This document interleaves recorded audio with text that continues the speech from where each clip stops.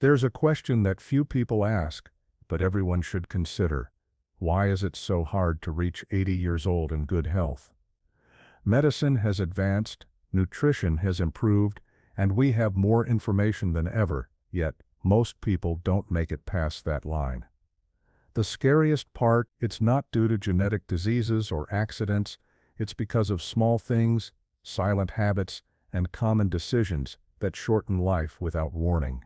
We tend to think that living a long life is a matter of luck or genetic inheritance, but when you start looking closely at the statistics, what stands out is that longevity is much more connected to lifestyle, especially to the details we ignore. It's not the big mistakes that kill, it's the small oversights repeated every day for decades that gradually drain the strength from the body, the mind, and the heart. When the bill comes due, it's already too late. In this video, I'm going to show you 5 unexpected factors that silently shorten life. These are things no one warns you about, that seem harmless, but are present in the daily routines of millions of people. The craziest, many of these factors are even socially encouraged, as if they were normal, as if they were harmless. But once you understand the impact they have on your body, it's impossible to keep repeating them as if nothing is happening. If this topic has already made you stop and think, leave a like down below, because this video can literally save years of your life or the life of someone you love. Subscribe to the channel so you don't miss upcoming content, and comment below. Do you believe it's possible to live well beyond 80 years? Isolation.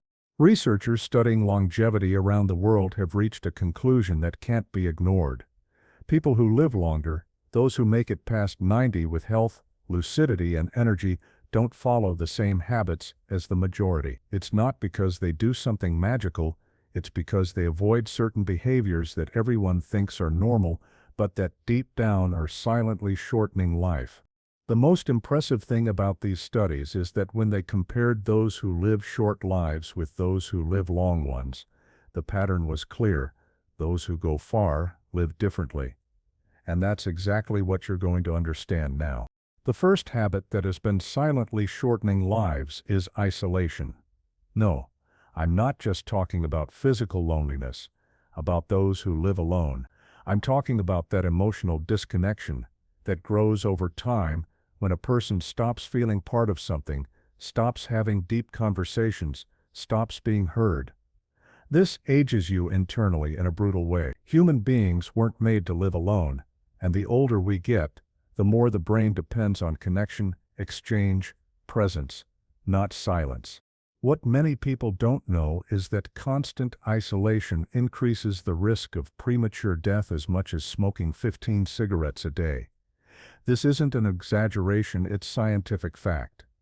Lack of connection activates the same pain center in the brain as physical aggression. A person might even say they're used to it, but their body is on high alert all the time. Accelerated heart rate, high cortisol, inflammation through the roof, and when this drags on for months or years, the entire system starts to fail. The saddest part is that this habit doesn't start all at once. It settles in slowly. First, the person distances themselves from some friends, then stops accepting invitations, starts finding everything an effort, and before they know it, months have passed without a meaningful conversation. The more time passes, the harder it seems to get out of that bubble. It's as if the brain starts to believe that being alone is the new normal, when in fact, it's a red alert for mental, cognitive, and even immune health. A Harvard study that followed people for over 80 years, the longest longevity study ever conducted, discovered that the main factor for a long and happy life wasn't money, nor success, nor genetics. It was the quality of relationships. People who had strong bonds with family, friends, or community lived longer, got sick less, and had more mental clarity in old age. Good relationships literally protect the brain. You don't need to be surrounded by people all the time. Sometimes 1 or 2 true connections are enough. What you can't do is accept living isolated as if it were normal. Withdrawing from everything and everyone only seems comfortable at first, then it becomes a burden you carry silently, but that the body feels in the bones, in the heart, in the brain. Living well requires presence, exchange, people. So if you've noticed that you've been isolating more than you should, this is the sign. You don't need to become the center of attention, you don't need to force yourself into anything, but you can send a message, call someone, accept an invitation, because the connection might seem small, but it's what keeps you alive inside. And science has already proven this. Those who connect live longer. Lack of sleep. The second habit that silently shortens life is frequently sleeping poorly. I'm not just talking about insomnia, I'm talking about light sleep, interrupted sleep, sleep that seems to last hours but doesn't restore anything. Many people think it's normal to sleep poorly after a certain age, as if it were an inevitable part of aging. But that's a lie.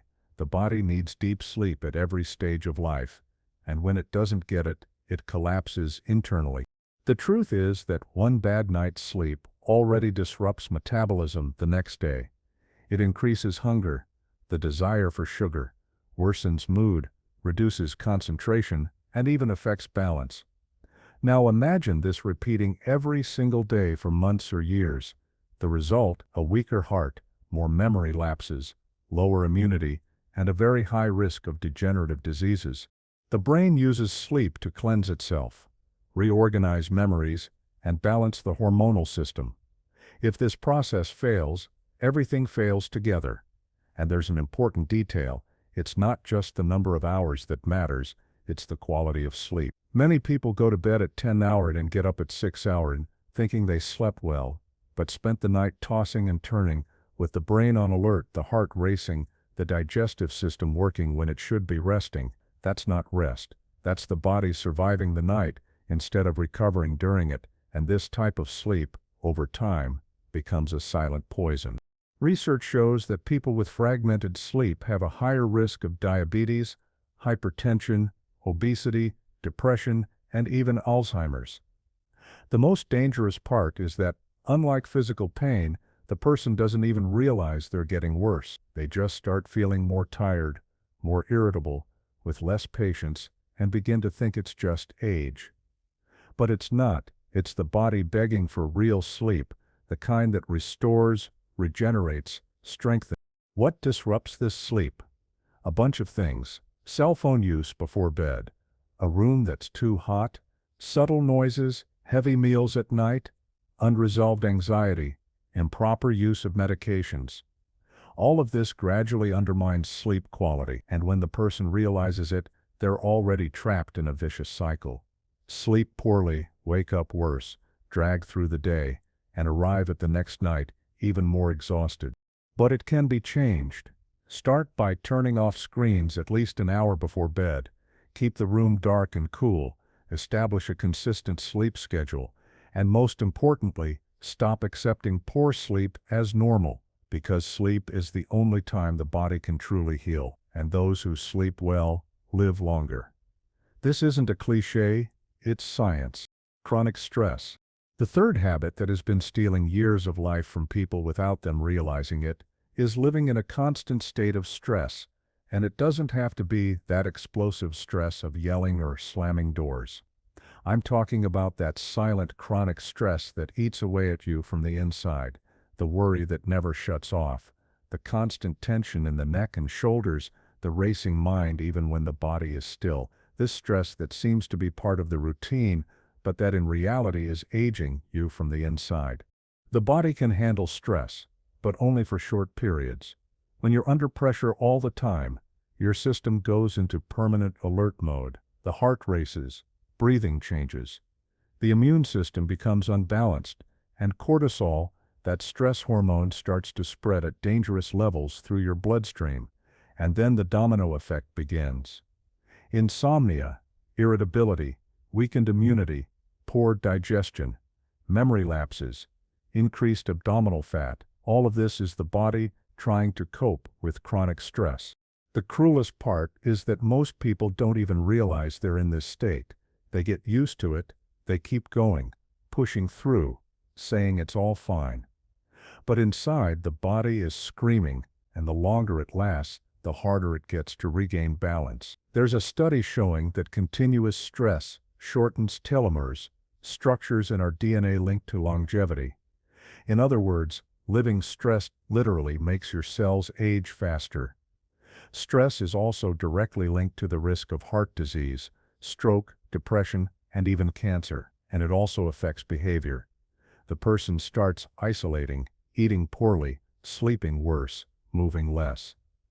It's all connected. It's like an invisible web that traps a person in a cycle of constant wear, and it all starts with how they handle everyday emotions. Now, no one is telling you to become Zen overnight. Life has problems, has pressures, that's real. But what changes everything is how you process that. If you don't have a release valve, if you don't take a deep breath, if you don't shut your mind off for even 10 minutes a day, your body will keep paying the price, and it's a high price. So, if you've been feeling on edge with a tight chest, a full mind, and a tired body, even without physical effort, this is the warning sign. Your body is asking for help. Start with simple pauses, breathing, walking, music, prayer, a good conversation. Stress needs to exit somewhere, because if you hold it all in, eventually it will explode inside, and by then, it might be too late. Ignoring mild symptoms. This one is one of the most common and one of the most dangerous. Ignoring mild symptoms. You know, that little ache that comes and goes, that occasional dizziness, a fatigue that seems normal but won't go away? Many people, especially after 50, start treating these signs as just age. Then, they keep brushing it off. Drink a herbal tea, take a painkiller, get used to it, but the body doesn't send signals for nothing. When it speaks up, it's because something inside needs attention. The big problem is that the earlier we ignore these signs, the more time a disease has to settle in, and when it finally shows its face, it's already advanced. Some people only discover a heart problem after a heart attack. Some only find out they have diabetes when they rapidly lose weight or lose their vision, and many of these serious conditions started with small symptoms that were ignored for weeks, months, even years. This happens a lot because we learn to tolerate discomfort, to normalize pain, to prioritize routine over our bodies. The person feels chest tightness and says, "Must be anxiety," feels short of breath and says, "I think it's the heat," loses their appetite and says, "Must be age." And so the signs are muffled until the body screams, and when it screams, you can't pretend you didn't hear it anymore. Science has already shown that the key to a long and quality life is early detection. The sooner a problem is identified, the better the chances to treat, control, and reverse it. It's not about paranoia or running to the doctor for every little thing. It's about attention, about respecting your body's alerts, because no one knows your body better than you. And if it's sending signals, it's not for nothing. And here comes a very important point: routine checkups. A lot of people only go to the doctor when things are really bad. But tests are meant to catch things early, before they hurt, before they get complicated. Blood pressure, cholesterol, blood sugar, kidney function, liver health, hormones, thyroid, all of this needs to be monitored, especially after 50, because it's no good finding out only after the damage is done. So, if there's something you've been feeling for a while and ignoring, now is the time to act. Don't leave it for later, because most diseases that kill slowly, like stroke, heart attack, cancer, kidney failure, send signals first. And those who listen to their body in time gain lifetime, literally, sitting. And now, the fifth habit that seems harmless, but is destroying the health of millions of people, spending almost the entire day sitting.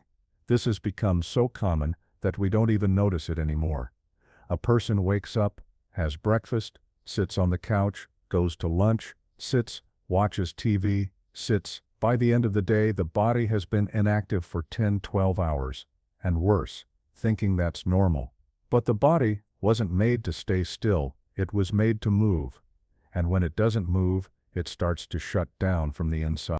Constant immobility weakens muscles, reduces circulation, overloads joints, and slows metabolism. This is not an exaggeration.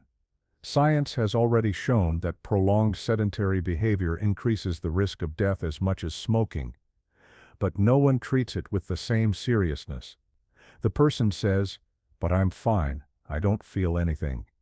And that's where the danger lies, because the damage doesn't show up at first. It accumulates silently until it becomes a serious problem. The heart suffers, the brain suffers, the bones weaken, leg strength fades, and with it, balance too. The risk of falls increases, autonomy decreases, and what was a bit of sitting becomes a routine that takes years off your life. Studies show that elderly people who move daily live longer and better. And it's not intense exercise, it's walking, climbing stairs, sweeping the house, stretching your arms, getting up from the couch, and taking a walk. And here's another point. When you move, you activate your brain, blood flow increases, neurotransmitter production improves, the mind becomes more alert, movement fuels mental clarity. And you don't need much. Sometimes just getting up every hour and walking around changes everything. The important thing is not letting the body sit idle all day like it's normal, because that ages you from the inside every day without warning. And if you think it's too late to change, you're wrong. The body has an incredible ability to recover, even after 60, 70, 80 years. Start with what you can. Stand up more often, take a light walk, move your shoulders, rotate your ankles, take the stairs instead of the elevator. Every movement counts. The body doesn't need perfection, it needs consistency. So if you sat all day yesterday, that's okay.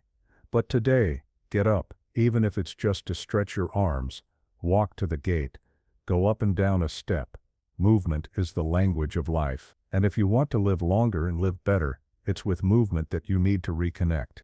Conclusion. If there's one thing that can completely change the course of your health after 50, it's this: getting a full checkup every year. And it's not just going to the doctor when something feels wrong, it's going before that. It's investigating while everything seems fine, because that's when you have a real chance to prevent something worse. Preventive medicine saves lives, but many people still treat routine appointments as a waste of time and only chase after help when the body is already screaming. A simple blood test can reveal much more than you think. It can show if your kidneys are starting to fail, if your liver is overloaded, if your heart is under pressure. And when you find these things early, the chances of reversing them are much higher. Sometimes just changing your diet solves it. Sometimes an adjustment in medication balances everything. But when you wait too long, the body charges you, and it charges dearly. It's not just blood. A good checkup includes heart evaluation, blood pressure, glucose, cholesterol, thyroid function, bone density, eye health, hearing, oral health. All of this affects your longevity, because sometimes the problem isn't even where you think it is. Some people feel dizzy and think it's stress, but actually, their blood pressure is unbalanced. Some feel tired and think it's age, but they're deficient in vitamin B12, and all of this shows up in a good checkup. In addition, doing this annual follow-up builds a trust-based relationship with your doctor. They get to know your body, your history, your profile, and that makes a difference when a new symptom appears. You're not starting from scratch. You're not wasting time guessing. You already have a CERT. You already have a sharp clinical eye following your journey, and that continuity is one of the greatest weapons against accelerated aging. It's worth remembering that mental health also needs a checkup. Sometimes what's missing isn't medication, it's conversation. It's looking inward. It's understanding that constant sadness, lack of motivation, anxiety are not nonsense. They're warnings, just as we care for the heart, stomach, lungs. We need to care for the mind, because if the mind isn't working well, everything else falls apart. And the sooner you recognize this, the lighter and healthier your path becomes. So, if there's one habit that can protect you from several others, it's this: get your tests, track your numbers, understand your body. Don't put it off. Don't delay your health, because those who get an annual checkup gain time, gain clarity, and above all, gain chances. And when it comes to life, chance is everything. Here's another bonus tip. There's one thing many people underestimate, but it's one of the biggest keys to longevity: keeping the brain active. It doesn't have to be big challenges or hard puzzles.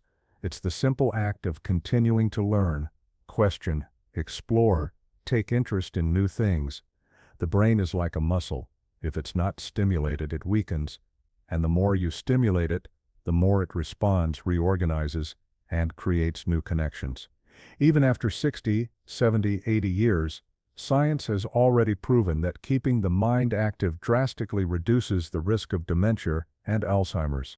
And the most curious part is that it doesn't have to be anything complicated.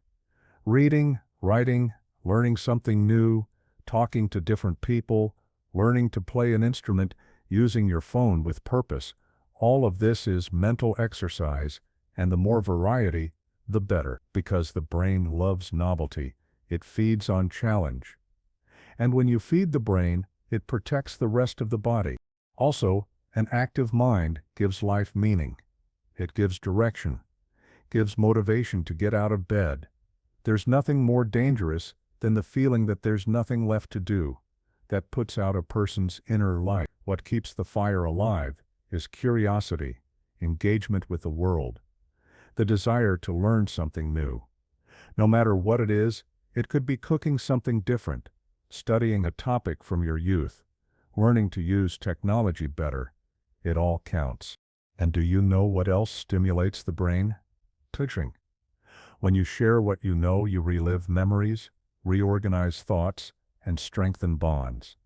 It could be with a grandchild, a neighbor, a friend. When you take on the role of teacher, your brain lights up. It understands that it's still useful, that it still matters, that it still has something to offer. And for someone aging, that's gold, because no one wants to just exist. Everyone wants to feel relevant. An active mind also protects your emotions. People who keep challenging themselves intellectually cope better with losses, with changes, with life's natural pains, because a moving mind doesn't get stuck in the past. It keeps searching, adapting, finding new reasons to move forward. And that's what makes the biggest difference after 70, having a reason to keep growing. So, if you felt your routine is stagnant, if you feel like you're living on autopilot, this is your sign. Choose something new to learn this month, even if it's small, even if it's just out of curiosity. The important thing is to keep the gears turning, because the body feels it when the mind stops, but it also flourishes when the mind reactivates. So now, you hold something in your hands that many people will never hear. The habits that most silently shorten life without us noticing. And more than that, you now have awareness. Because once we understand the impact these habits have on our bodies, it becomes impossible to keep repeating them like nothing's happening. And you don't have to change everything at once. Start with one step, then another. And before you know it, your health, your energy, and your will to live are back. If this video brought you value, if any of this information made you reflect, then leave a like down below. This helps this content reach more people who need to hear exactly this. Subscribe to the channel to keep receiving videos like this, with direct, no-nonsense information that can literally give you more time in life. Comment below which of these habits you're going to change first, or which one you already knew needed adjustment. And don't keep this to yourself. Send this video to someone you love. Sometimes a simple conversation can save years of life, because living long is good.